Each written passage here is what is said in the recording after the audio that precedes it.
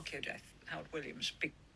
Archaeology Professor Howard Williams here. Thank you, Anne. And I'm going to be rather controversial and argumentative in my response, because Anne, with some confidence, even though she's not an archaeologist, is able to say, as many would, how can we know about a monument like Avebury? We don't know how it was used. We don't know why it was built.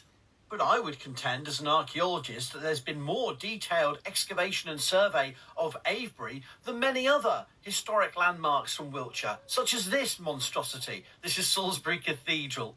This makes me so happy. Obviously, I'm going to tag Howard in this, and please go and watch his video. It's really important. I've had to screen grab it because I can't stitch a stitch.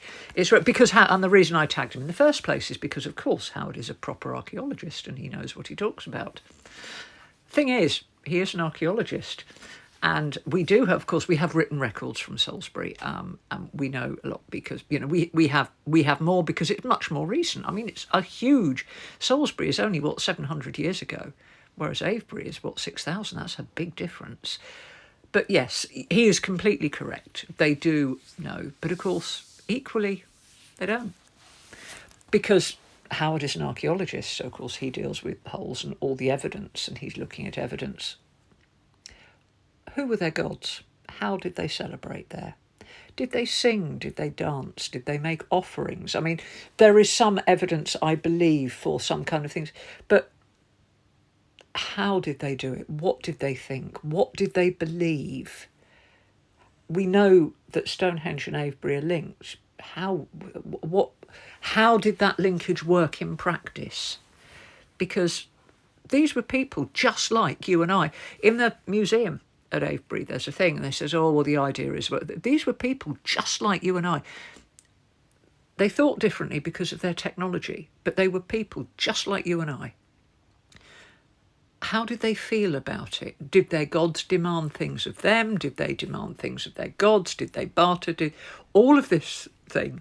So when I say I don't know, no, I know a lot less than Howard. Of course I know a lot less than Howard. This is his job. He's brilliant. But I like stories. And of course, I believe that stories are what carry us through, that stories have long roots, old shadows. Stories tell us meaningful things. And a lot of the early stories of Avebury have been lost to time. And I think that's a shame, because it's the stories that keep going, and it's the stories that I want. I want to know. I want to get inside their head and know how they thought. And you know what I also want to know? I want to know what stories they told their children, because there is a child there who was pulled up. I want to know what they told their children about it all.